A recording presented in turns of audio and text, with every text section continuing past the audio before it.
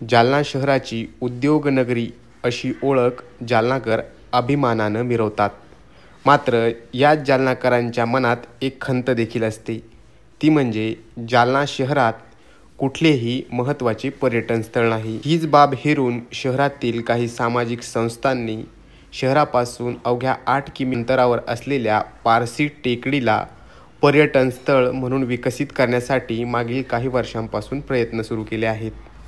याच प्रयत्नांमध्ये भर टाकत केशवसृष्टी या संस्थेने तब्बल 5,000 आंब्याच्या झाडांची आमराई उभं करण्याचं शिवधनुष्य हाती घेतलं आहे.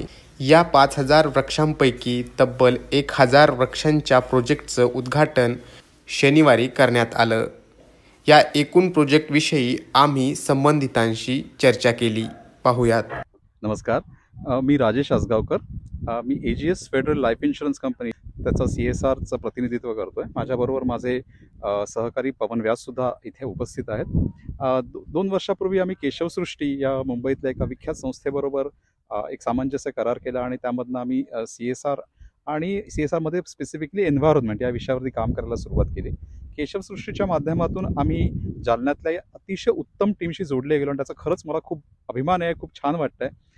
कारण गेल्या वर्षी इथे जी 500 झाडं आम्ही लावली होती केशवसृष्टी आणि ह्या सर्व मंडळींच्या सहकार्याने, उदय शिंदे आणि त्यांची टीम या सगळ्यांच्या सहकार्याने त्याचं जसं फलित रूप आम्हाला इथे दिसतंय की ती झाडं अशी छान माझ्या उंचीची झालेली आहेत आणि ती खूप छान इथे झाडं वाढणार आहेत. त्याच्यापासून प्रेरणा घेऊन आम्ही आणखीन एक 1,000 झाडांचा प्रोजेक्ट आज त्याचं उद्घाटन म्हणा किंवा एक समारंभ इथे साजरा करण्यासाठी आलेलो आहोत.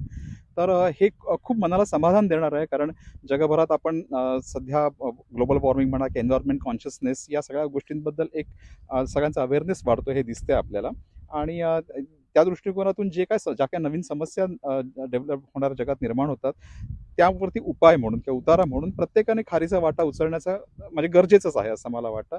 असा खारीचा वाटा आम्ही AGS फेडरलच्या CSRच्या माध्यमातून उचलू शकलो याचा खरंच आम्हाला अभिमान आहे. आणि त्यासाठी आम्ही केशवसृष्टी आणि उदय शिंदे, जालनातील सर्व टीम या सगळ्या मंडळींना मनपूर्वक धन्यवाद देतो की त्यांनी आम्हाला ही संधी उपलब्ध करून दिली. ही आंब्याच्या कोळीची आहे. तर आम्ही केशवसृष्टीच्या सहकार्याने आमच्या कंपनीमध्ये उपक्रम राबवला होता, आम के आम गुटलियों के दाम म्हणून. त्या प्रत्येकाने मुंबईत जी मे महिन्यामध्ये आंबे खाल्ले त्यातले आम्ही आमच्या कंपनीतल्या सर्व लोकांना आवाहन केलं की तुम्ही ह्या आम्हाला कोळी ज्या आंब्याच्या आहेत त्या द्या. त्या इथे ट्रान्सपोर्ट केल्या गेल्या आणि त्याच आमच्या घरच्या खाल्लेल्या आंब्यांच्या कोळी उद्या ग्रो होताना आम्हाला इथे दिसतील. इथे 880 आंब्याची आणि 120 जांभळाची झाडं लावण्यात आलेली आहे.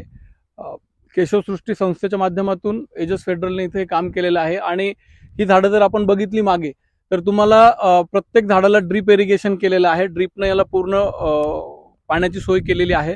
वरती जे आहे आपण डोंगरावर आहोत आणि सोलारने आणि इलेक्ट्रिसिटी दोन्ही याला पाण्याची सोय केलेली आहे. याला पूर्णपणे मल्चिंग आणि सेंद्रिय खतं टाकलेले आहेत. आणि जसं आपण मागच्या याच्यामध्ये तुम्ही बघितलं झाडांची वर्षभराची ग्रोथ झालेली आहे, तर ही झाडंही वर्षभरात तशीच आपल्याला दिसतील आणि हा पूर्ण परिसर हिरवागार होईल. आम्ही जालना समस्त महाजन संस्था आणि कुंडलिका सिन्हा फाउंडेशन आणि सोबत आमच्या जेवढे संस्था आहेत त्यांच्या वतीनं AGS फेडरल आणि केशवसृष्टीचे खूप खूप आभार व्यक्त करतो. AGS फेडरल संस्थेच्या माध्यमातून आणि केशवसृष्टी या संस्थेच्या प्रयत्नातून जालना शहरातील पारसी टेकडीवर तब्बल 5,000 आंब्याच्या झाडांची आमराई उभी राहत आहे. विविध सामाजिक संस्थांच्या माध्यमातून पारसी टेकडीवर सुरू असलेलं काम नक्कीच कौतुकास्पद आहे. नारायण काळे, न्यूज 18 मराठी, जालना.